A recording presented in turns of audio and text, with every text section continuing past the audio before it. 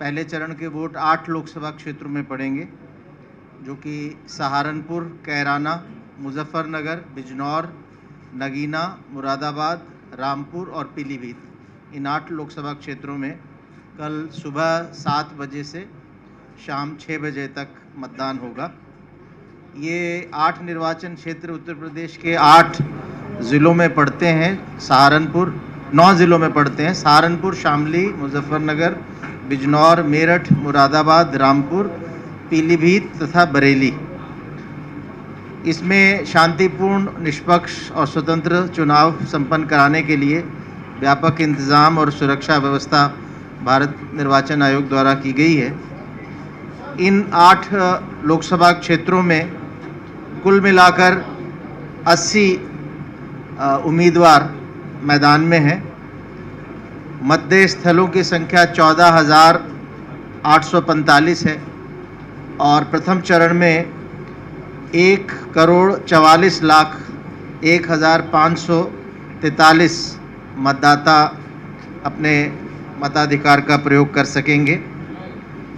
पहले चरण के लोकसभा क्षेत्रों में सबसे अधिक मतदाता 6 मुरादाबाद लोकसभा क्षेत्र में हैं, जो 20,59,578 है। सबसे कम मतदाता 5 नगीना अनुसूचित जाति के लिए रिजर्व जो लोकसभा क्षेत्र है उसमें है। 16,44,909 मतदाता इस निर्वाचन क्षेत्र में है। जो 80 प्रत्याशी इस समय मैदान में, उसमें 7 महिला प्रत्याशी हैं पहले चरण में। सबसे अधिक 14 उम्मीदवार 2 कैराना लोकसभा निर्वाचन क्षेत्र में है। सबसे कम उम्मीदवार 5 नगीना और 7 रामपुर निर्वाचन क्षेत्र में है, जहां 6 उम्मीदवार मैदान में हैं। इसमें पहले चरण में 14,845 मतदेय स्थल, जिसको पोलिंग स्टेशन बोलते हैं, और 7,693 मतदान केंद्र हैं, पोलिंग स्टेशंस लोकेशन अलग अलग। इन 14,845 मतदेय स्थलों में 3,571 को क्रिटिकल पोलिंग स्टेशन की श्रेणी में रखा गया है, जहां सभी इन पोलिंग स्टेशन में वेबकास्टिंग के माध्यम से लाइव स्ट्रीमिंग होगा और उनका रिकॉर्डिंग होगा। मतदान पर सतर्क दृष्टि रखने के लिए 8 सामान्य प्रेक्षक, 5 पुलिस प्रेक्षक तथा 10 व्यय प्रेक्षक तैनात किए गए हैं।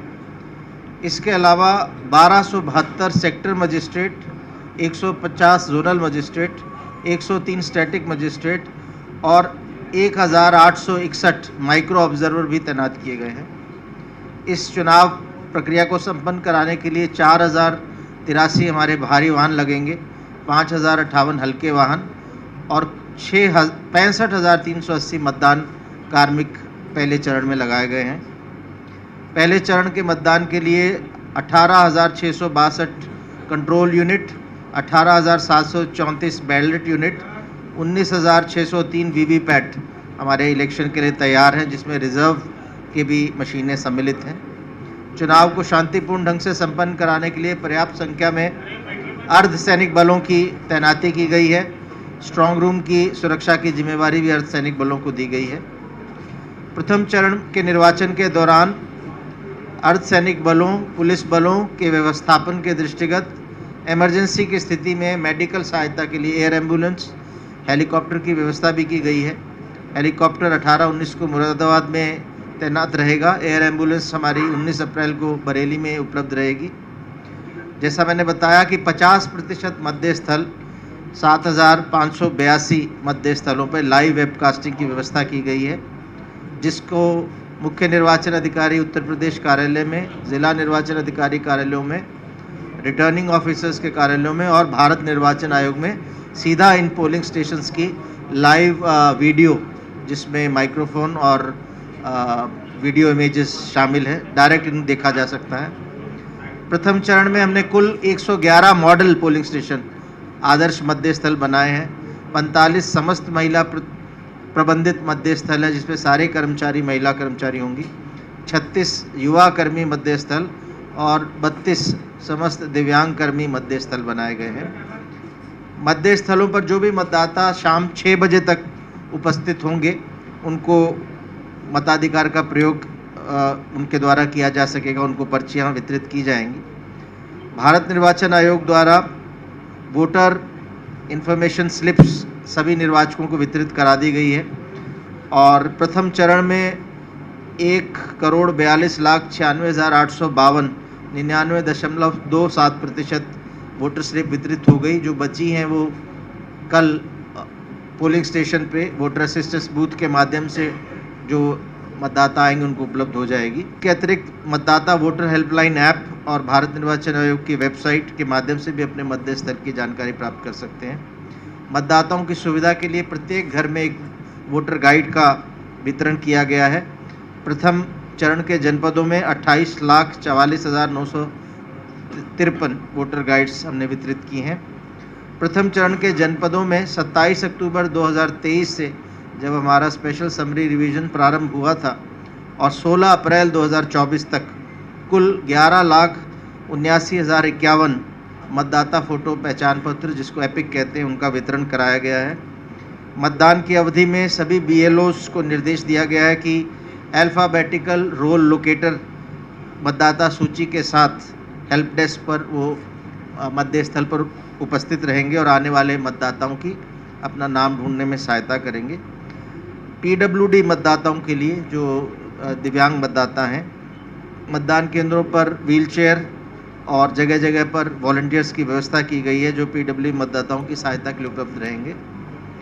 भारत निर्वाचन आयोग के निर्देशों के क्रम में मतदाता फ़ोटो पहचान पत्र के अतिरिक्त 12 अन्य प्रकार के पहचान पत्र, जिनमें आधार कार्ड, मनरेगा जॉब कार्ड, बैंकों, डाकघरों द्वारा जारी किए गए फ़ोटो युक्त पासबुक, श्रम मंत्रालय की योजना के अंतर्गत जारी स्वास्थ्य बीमा smart card, driving licence, PAN card, NPR के अंतर्गत RGI द्वारा जारी किए गए स्मार्ट कार्ड, पासपोर्ट, फ़ोटो युक्त पेंशन दस्तावेज, केंद्र राज्य सरकार लोक उपक्रम द्वारा कर्मचारियों को जारी किए गए फ़ोटो युक्त सेवा पहचान पत्र, माननीय सांसदों, विधायकों, विधान परिषद सदस्यों को जारी किए गए सरकारी पहचान पत्र और यूनिक डिसेबिलिटी ID UDID सामाजिक न्याय एवं अधिकारिता मंत्रालय भारत सरकार द्वारा जो जारी किया जाता है। ये 12 तरह के दस्तावेज हैं जिनमें से कोई भी एक दस्तावेज ले जाकर मतदाता अपनी पहचान स्थापित करा सकता है। मतदान प्रतिशत की जानकारी 9 बजे के बाद प्रत्येक 2-2 घंटे पर मीडिया को प्रेषित की जाएगी। उक्त के अतिरिक्त वोटर टर्नआउट ऐप अवेलेबल है, जिसको अगर हम डाउनलोड करेंगे उसमें भी जो आधिकारिक मतदान प्रतिशत है हर 2 घंटे के बाद डाउनलोड, उसको आप अपने मोबाइल पे देख सकते हैं। मतदान से संबंधित कोई भी शिकायत, हमारी एक हेल्पलाइन है 1800-180-1950 इस पर कॉल दर्ज करा के ये 24 घंटे चुनाव के दौरान इस समय चल रही है, इसको शिकायत दर्ज कराई जा सकती है। इसके अलावा सी विजिल हमारी मोबाइल ऐप है और नेशनल ग्रीवांस सर्विस पोर्टल है, इसके माध्यम से भी शिकायतें दर्ज हो सकती हैं। प्रथम चरण में सी विजिल के अंतर्गत 16 मार्च से 18 अप्रैल तक कुल 448 शिकायतें दर्ज हुई थी उत्तर प्रदेश में, जिनमें से 264 शिकायतें सही पाई गई, 184 शिकायतें गलत पाई गई। कुल 264 सही शिकायतों में 203 शिकायतें 100 मिनट की नियत समय अवधि में इनका निस्तारण किया गया था। अभी तक पूरे प्रदेश में शिकायतों के निस्तारण का औसत समय 41 मिनट है, जो कि नियत समय अवधि 100 मिनट से काफ़ी कम है। प्रथम चरण में 16 मार्च से 17 अप्रैल तक प्रथम चरण के जो लोकसभा सीटें हैं उनमें 9,72,00,000 रुपए की अवैध शराब, नकदी व ड्रग आदि जब्त की गई थी। और हमारी आज पोलिंग पार्टियां रवाना हो गई हैं, बहुत सी पोलिंग पार्टियां मतदेय स्थल पर पहुंच भी गई हैं।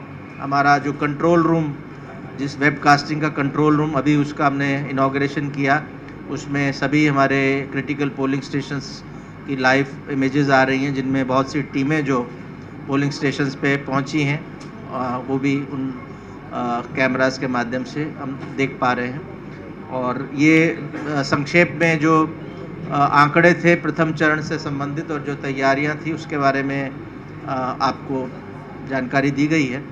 और अब इस प्रथम चरण से संबंधित यदि कोई प्रश्न होंगे तो उनको लिया जाएगा।